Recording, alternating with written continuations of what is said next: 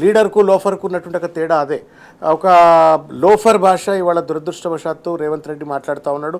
ముఖ్యమంత్రి అటువంటి భాష నేను మాట్లాడకూడదు, కానీ తప్పట్లేదు ఇవాళ. ఎందుకంటే కేసీఆర్ గారు తెలంగాణ తొలి ముఖ్యమంత్రి గారు ఓడిపోయిన తర్వాత ఒక TV9 లేకపోతే ఇంకేదో ఛానల్లో ఇంటర్వ్యూ అయితే మీరు ముఖ్యమంత్రి గారికి ఏం సలహా ఇస్తారు అంటే, నేను I wish him all the best, మంచిగా కుదురుగా పనిచేసుకొని రాష్ట్రాన్ని ముందుకు తీసుకెళ్లాలా, తను మంచి పేరు తెచ్చుకోవాలా అని చెప్పని ముఖ్యమంత్రి గారు చెప్తే కేసీఆర్ గారు చెప్తే, రేవంత్ రెడ్డి ఏం మాట్లాడుతూ ఉండి వాళ్ళ కేసీఆర్ గారిని అత్యంత దౌర్భాగ్యకరమైనటువంటి ఒక రీతిలో ఈ 1.5 yearలో మాట్లాడి ఆఖరికి నిన్ను ఎంత దుర్మార్గమైన స్థాయికి దిగజారిందంటే, కేసీఆర్ గారిని నేను మార్చురీకి పంపిస్తా అంటే నేను చంపేస్తాను కానీ లేకపోతే ఎవరితోటైనా చంపిస్తా అనేటువంటి ఒక భాష అది. ఇన్ఫ్యాక్ట్ ఎవరు సరిగ్గా మాట్లాడట్లేరు అది.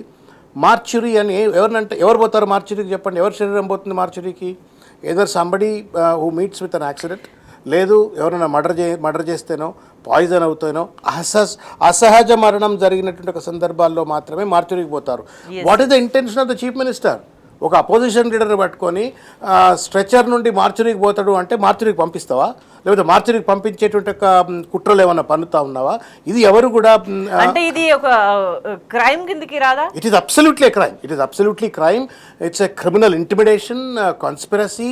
తర్వాత ఇది తప్పనిసరిగా ఉన్నటువంటి ఒక రకరకాలైనటువంటి ఒక CRPC IPC సెక్షన్స్ ప్రకారంగా Revanth Reddy has to clarify.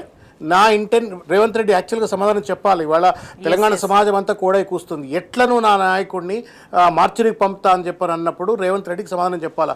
నేను ఏదో అలవోకగా మాట్లాడినాను, లేదు నా కుట్రేమి లేదన్న చెప్పాలా, లేదా అలవోకగా మాట్లాడని చెప్పాలా, లేదు చేసిన తప్పుకు చంపలేసుకొని క్షమార్పణ చెప్పండి అని అడగాల. But that certainly the comments of mortuary from Revanth Reddy being a chief minister are nothing but criminal intimidation.